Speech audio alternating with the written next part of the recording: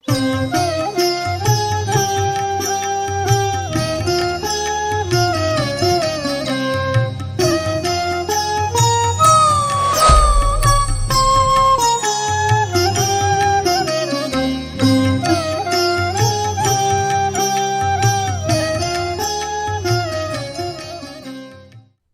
శ్రీమాత్రే నమః.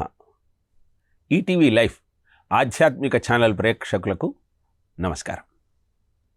తావత్ మాయా భవభయకరీ పండితత్వం నయావత్ తత్పాండిత్యం పతసి పునర్యేన సంసార చక్రే యత్నం కుర్యాదవిరతమతి పండితత్వే మలాత్మా జ్ఞానోదారే భయరవధానైవ శాంతిమేతి. ఎంతకాలం అయితే మోహం ఉంటుందో అంతకాలము ముక్తి లభించదు. పండితత్వము అంటే పండ అంటే ఆత్మజ్ఞానము తెలిసినవాడు అని. ఎప్పుడైతే ఆ జ్ఞానం సిద్ధిస్తుందో అప్పుడే మాయ నుంచి బయటపడగలుగుతాం.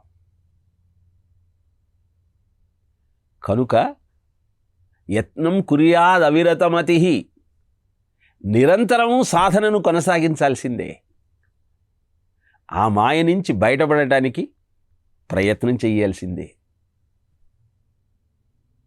జన్మాద్యస్య యతోన్యయాదితరతశ్చార్థేమగ్నస్వరాట్ తేనే బ్రహ్మహృదాయ ఆదికవయే ముహ్యంతి సూరయః తేజో వారి మృదాం యథా వినిమయో యత్ర త్రిసర్గో మృషా ధామ్నా స్వేన సదా నిరస్తకుహకం సత్యం పరం ధీమహి. భాగవతంలోని మొట్టమొదటి శ్లోకం. ఈ జన్మ పరంపరల నుంచి బయటపడాలి అంటే ఎవని మాయ కారణంగా ఈ సంసార సాగరంలో కూరుకుపోతున్నామో అలాంటి మమ మాయా దురత్యయ అన్నటువంటి పరమాత్మ వాక్యాన్ని తెలుసుకొని ఆయనను ఆశ్రయించినప్పుడు మాత్రమే దీని నుంచి మనం బయటపడగలుగుతామన్న సత్యాన్ని గుర్తించి దానికి అవసరమైన విజ్ఞానాన్ని ఋషులు మనకు అందజేసిన వైనాన్ని తెలుసుకుంటూ జీవితాన్ని సంస్కరించుకోవటమే అద్భుతమైన ఈ వాంగ్మయాన్ని అధ్యయనం చేయటంలోని ఆంతర్యం. వెనకటికి ఒక సాధువు ఉండేవాడు. అనేక మంది శిష్యులు ఆయన దగ్గర అభ్యాసం చేస్తూ ఉండేవారు. అంత్యకాలంలో ఆఖరి క్షణాలలో ఆ గురువుగారి నోటి నుంచి అభినహి అభినహి అన్న మాట వినపడింది. శిష్యులంతా గురువుగారి దగ్గరికి వెళ్ళి ఏదో చెప్పాలనుకుంటున్నారు అని గురువుగారు అభినహి అభినహి అంటున్నారు, ఏమిటి దీనిలోని ఆంతర్యం అని ప్రశ్నించారు. అప్పుడు ఆ గురువుగారు అన్నారు, ఇంతకాలము మీ అందరికీ సహకరిస్తూ నా జీవితాన్ని గడిపాను. ఆ మాయ అంత్యకాలంలో నా దగ్గరకు వచ్చి ఎంతో అద్భుతమైన జీవితం గడిపావయ్యా, ఇంత ప్రమాణం కలిగిన జీవితాన్ని నువ్వు గడిపినా ఏనాడు మాయలో పడలేదు, అహంకారాన్ని పొందలేదు, మమకారాన్ని ప్రదర్శించలేదు, అద్భుతమైన జీవితం నీది అని నన్ను ప్రలోభపెట్టే ప్రయత్నం చేసింది. అప్పుడు నేను అన్నాను, అభినహి అభినహి, అప్పుడే ఆ మాట అనకు, ఇంకా నాకు కొన్ని శ్వాసలు మిగిలి ఉన్నాయి, నేను జీవించే ఉన్నాను. ఈ దేహాన్ని వదిలిన తరువాత కూడా అదే ఆలోచన నాలో ఉంటే అప్పుడు మాయ నన్ను స్పృశించలేదు అని నేను భావించవచ్చు అని మాయ యొక్క స్వరూపాన్ని వివరించాడు. యా మా సా మాయా అని. లేకున్నా ఉన్నట్టుగా భ్రమ కలిగించేదే మాయ. బ్రహ్మ సత్యం జగన్మిథ్య అని అనటంలోని ఆంతర్యం ఏమిటి అంటే, కనపడేవి అన్నీ కూడా స్వ అభావ, రేపుండవు, ఇవాళ ఉన్నట్టు రేపుండవు.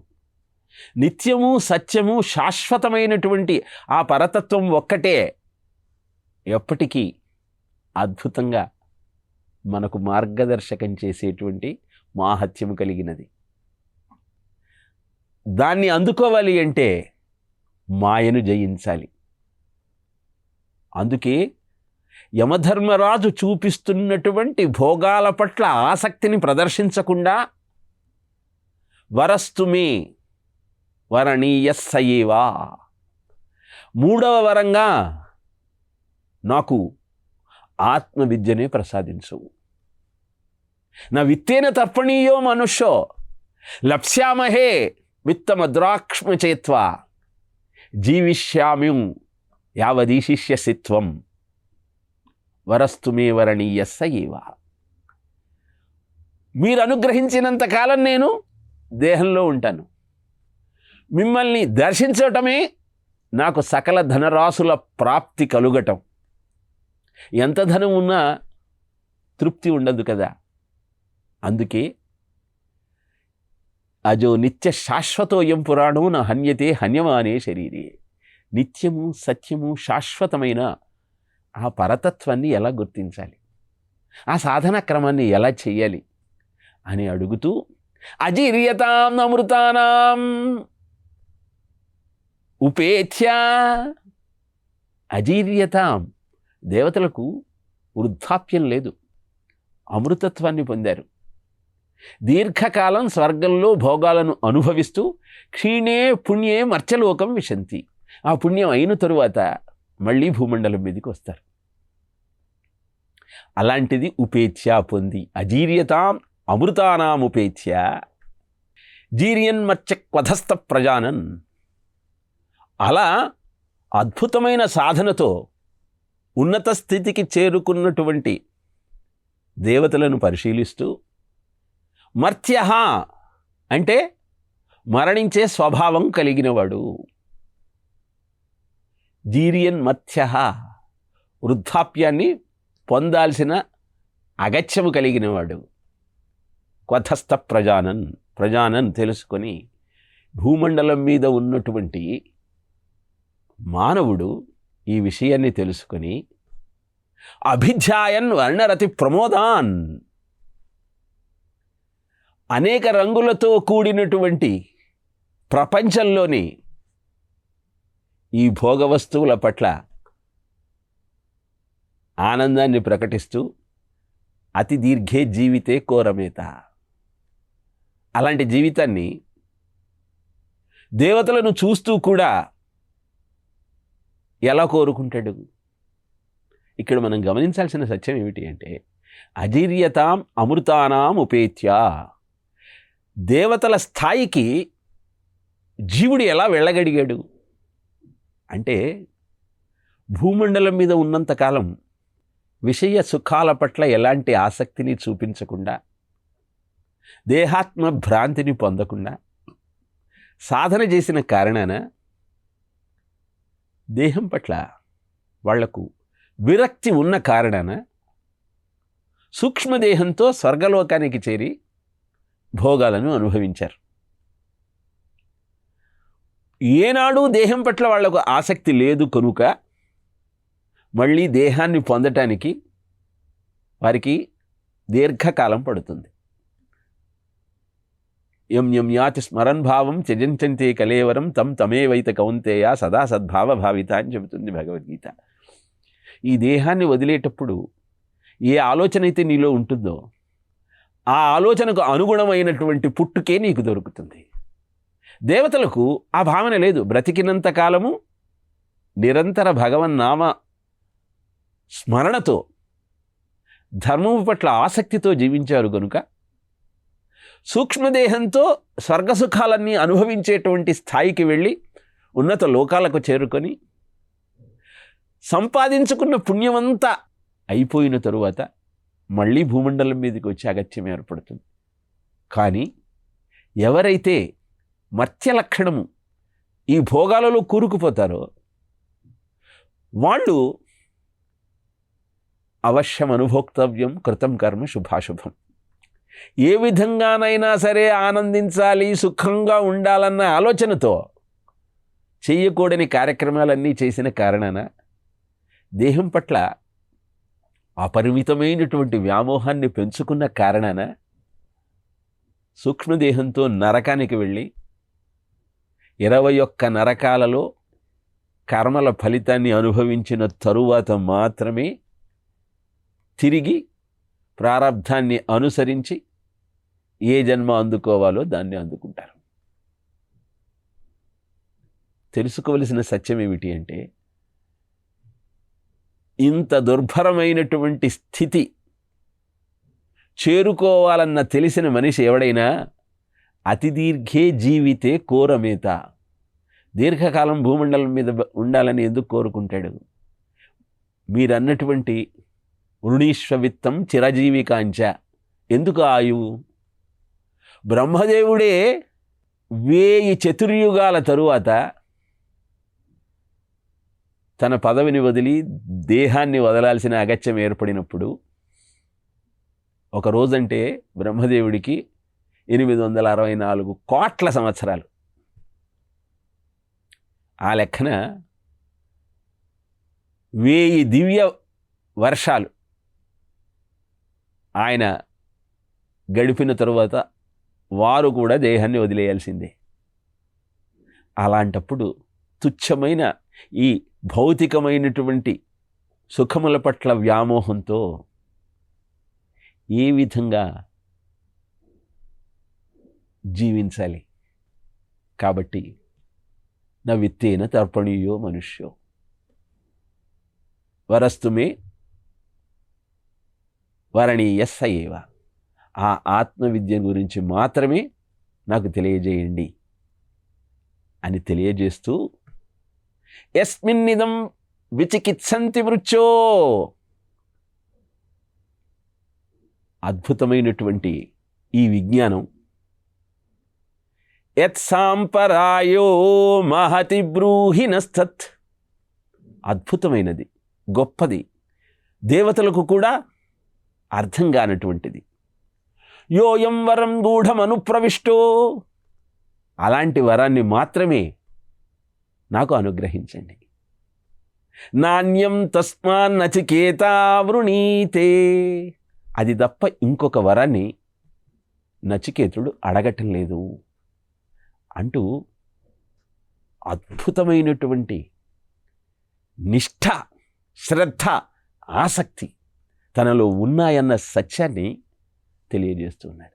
విహాయ కామాన్ యస్సర్వాన్ పుమాంశ్చరతి నిస్పృహ నిర్మమో నిరహంకార సశాంతిం అధిగచ్చతి అని చెబుతుంది భగవద్గీత 2వ అధ్యాయంలో.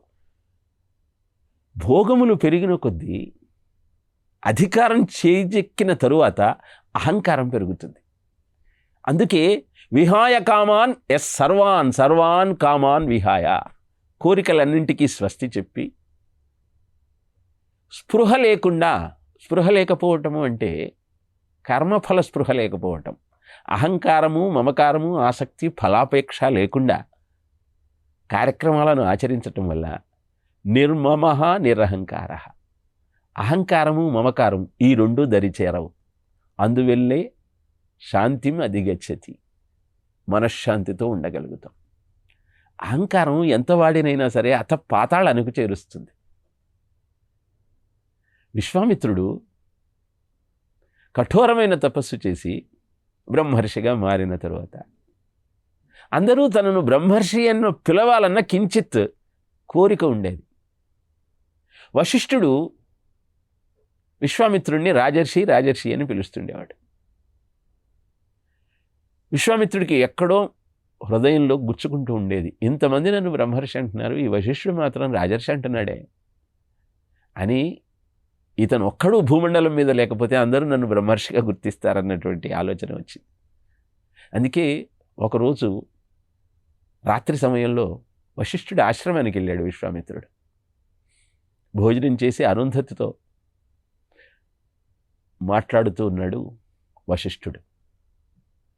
ఆ సమయంలో అరుంధతి వశిష్ఠుడితో అన్నది, ఈరోజు పౌర్ణమి, చంద్రుడు ఎంత దేదీప్యమానంగా ప్రకాశిస్తున్నాడు, వెన్నెలెంత ఆహ్లాదకరంగా ఉన్నది అనగానే, అవును అరుంధతి, విశ్వామిత్రుడి ఖ్యాతిలాగా అందరికీ ఆహ్లాదాన్ని అందిస్తూ అద్భుతంగా ప్రకాశిస్తోంది అన్నాడు. అప్పుడు అర్థమైంది విశ్వామిత్రుడికి. పరిగెత్తుకుంటూ వచ్చి విష్ణుడి కాళ్ళ మీద పడ్డాడు. స్వామి, మిమ్మల్ని అంతం చేయాలన్న ఆలోచనతో నేను ఇక్కడికి వచ్చాను. మీరు మనస్సులో నన్ను బ్రహ్మర్షిగా గుర్తిస్తూ బయటికి మాత్రం నేను కనపడినప్పుడల్లా రాజర్షి అంటున్నారే, కారణం ఏమిటి అన్నాడు. సమాధానంగా, ఎంత ఉన్నతమైన స్థాయికి చేరినా ఇంకా నీకు అందరితో బ్రహ్మర్షి అని పిలిపించుకోవాలన్న ఆలోచన ఉన్నది. అదే నీలోని అహంకారాన్ని ప్రదర్శిస్తూ ఉంది. అందుకే నేను రాజర్షి అని మాత్రమే పిలిచాను. మరి ఇప్పుడు బ్రహ్మర్షి అన్నారు ఎందుకు అంటే, దాన్ని వదులుకొని వచ్చి నా పాదాల మీద పడి నమస్కరించావు అంటే ఆ అహంకారం అంతమైనట్టే కదా, అందుకే నువ్వు బ్రహ్మర్షివి అంటూ ఉన్నతమైన స్థానంలోకి వెళ్ళటము అంటే అహంకార మమకారాలను వదులుకోవటం, కర్మాచరణను అద్భుతమైనటువంటి నిర్మమో నిరహంకార ఆ రెండింటిని వదులుకొని ఆచరించటం. రోటికేసి బాలకృష్ణుణ్ణి బంధించాలని యశోదమ్మ ప్రయత్నం చేస్తూ ఉంటే ఎన్ని తాళ్ళు తెచ్చినా 2 అంగుళాలు తక్కువయ్యేదిట. ఇది 2 అంగుళాలు తక్కువైందని ఇంతకంటే పెద్దది తీసుకొచ్చినా మళ్ళీ ఆ స్వామిని రోటికి వేసి బంధించాలి అంటే 2 అంగుళాలు తక్కువైందిట. అంటే అర్థం ఏమిటి? పరమాత్మను హృదయంలో నిలుపుకోవాలి అంటే అహంకార మమకారాలను రెండింటిని వదులుకోవాలి. అప్పుడే ఆత్మతత్వం నీకు బోధపడుతుంది. ఆ స్వామి యొక్క అద్భుతమైన మాహాత్యాన్ని గుర్తించే స్థాయికి ఎదగగలుగుతాం. కృష్ణుడు నిరంతరము ఆ పిల్లన గ్రోవిని దగ్గర పెట్టుకుని తిరగటంలోని ఆంతర్యం ఏమిటి? గోపికలంతా అదే తెలుసుకోవాలని పిల్లన గోవిని పట్టుకుని ఏముంది దాంట్లో అని చూసి అనంతరం పిల్లన గ్రోవినే అడిగారు. ఏముందని కృష్ణుడు ఇంతగా నిన్ను ఆదరిస్తూ ఉన్నాడు?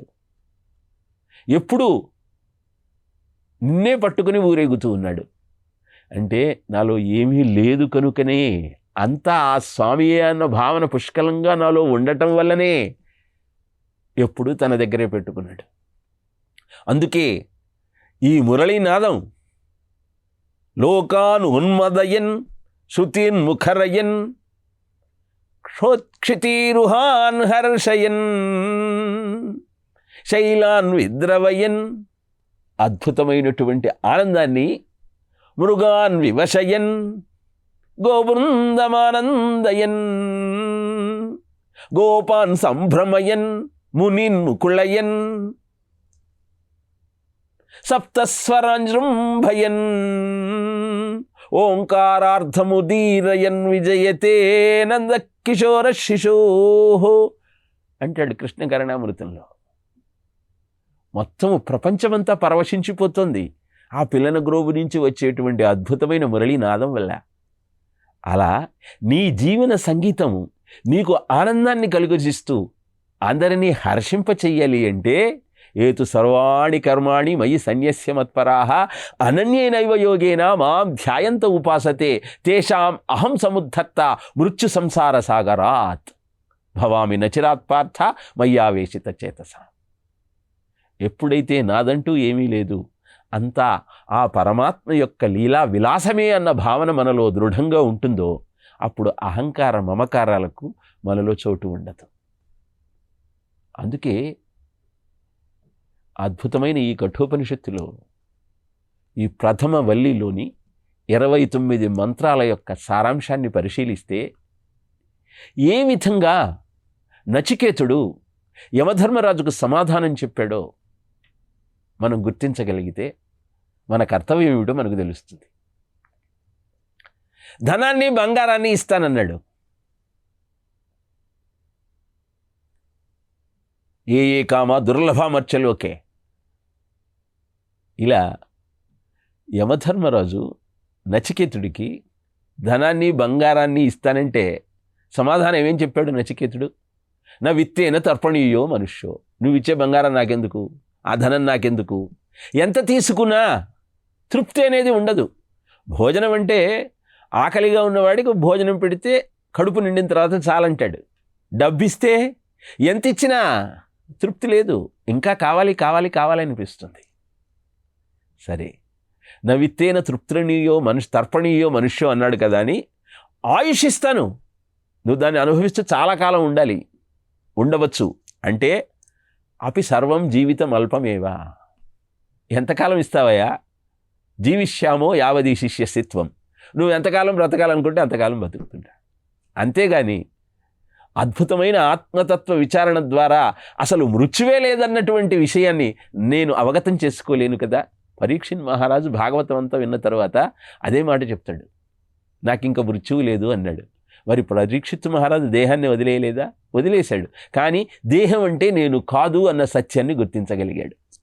అలాగే సార్వభౌమత్వాన్ని ప్రసాదిస్తాన్నాడు, భూమండలానికన్నిటికీ నేను అధిపతి చేస్తానన్నాడు. జీవన్ మర్త్య పథస్థ ప్రజానన్, అరే పుట్టిన ప్రతివాడు మరణించేటప్పుడు ఆ సార్వభౌమత్వం నాకెందుకు, అందరూ మట్టిలో కలవాల్సిన వాళ్లే కదా, నేను కూడా మట్టిలోనే కలుస్తాను, ఎందుకు నాకు అది అవసరం లేదన్నాడు. సర్వభోగాలు నీకు ఇస్తానన్నాడు. సర్వేంద్రియాణం జరయంతి తేజ అని సమాధానం చెప్పాడు. ఎన్ని భోగాలు ఇచ్చినా అనుభవించడానికి ఆరోగ్యం ఉండాలి కదా. యవ్వనంలో ఉన్నప్పుడు 3 పూటలా తినేవాళ్ళు ఒక వయస్సు వచ్చిన తర్వాత ఆహారాన్ని తీసుకోవటానికి ఆలోచిస్తారు. యవ్వనంలో మరమరాలు కొనుక్కుందామన్నా ధనం లేదు, వృద్ధాప్యంలో మరమరాలు తిన్నా అరగటం లేదు అన్నాడు ఒక సినీ నటుడు. అలాంటి స్థాయికి ఎందుకు నాకు సర్వభోగాలు?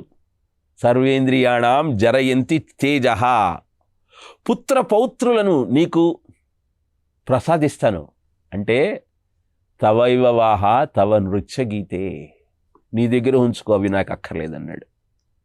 ఇంకేదైనా వరం కోరుకోమన్నాడు. అన్యం వరం తస్మాన్ నచికేత నవృణీతే, ఇంకొక వరాన్ని నేను కోరుకోను అని ఖచ్చితంగా తేల్చి చెప్పేశాడు. ఇన్ని అర్హతలున్నాయి కనుకనే యమధర్మరాజు నిశ్చయించుకున్నాడు. కఠోపనిషత్తులో 3 అధ్యాయాలు 3 వల్లీలు మనకు కనపడతాయి. 2 అధ్యాయాలలో 3 వల్లీలు. ఈ వల్లీలలో ఉన్న మంత్రాల యొక్క సారాంశాన్ని అర్థం చేసుకుంటూ యమధర్మరాజు ఆత్మబోధను నచికేతుడికి ఎలా అందించాడో 2వ అధ్యాయంలో 1వ వల్లిలో ఆ ప్రారంభంలోని మంత్రాలను వచ్చే ప్రసంగంలో తెలుసుకునే ప్రయత్నం చేద్దాం. గురు సందేశం కార్యక్రమం ద్వారా కేవలము ఆర్షవాంగ్మయానికి మాత్రమే అవగతమైనటువంటి, ఆర్షవాంగ్మయం మాత్రమే తెలియజేసినటువంటి అద్భుతమైన ఈ విజ్ఞానాన్ని అందరూ తెలుసుకోవాలన్న సంకల్పంతోనే ఈ ప్రసంగాల పరంపర కొనసాగుతూ ఉన్నది. వేదం అంటేనే ఇష్టప్రాప్తి అనిష్ట పరిహారయోహో యో గ్రంథం వేదయతి స వేద అని చెప్పింది శాస్త్రం. అంటే కోరిన కోరికలను నెరవేర్చుకుంటూ అనిష్టమైన వాటిని పరిష్కరించుకుంటూ ముందుకు సాగటానికి అవసరమైన విజ్ఞానాన్ని అందించే గ్రంథమే వేదం. ఈ దేహం పట్ల అభిమానాన్ని వదులుకొని అద్భుతమైన ఆత్మానందాన్ని అందుకోవటానికి అవసరమైనటువంటి విజ్ఞానాన్ని వివరించేటువంటి అద్భుతమైన వ్యాఖ్యానమే వేదం. వేదమే సంహిత, ఆరణ్యకము, బ్రాహ్మణము, ఉపనిషత్తు అని 4 భాగాలుగా ప్రతి వేదం కూడా తెలియజేసింది. అలాంటి అద్భుతమైన విజ్ఞానాన్ని మనం కఠోపనిషత్తు ద్వారా తెలుసుకుంటూ గురు శిష్య పరంపర ఎలా అద్భుతమైన ఈ విజ్ఞానానికి పాదుగా నిలిచిందో తెలుసుకుంటూ ఆ అద్భుతమైన సత్యాన్ని అందుకునే ప్రయత్నం చేద్దాం. ఓం తత్సత్.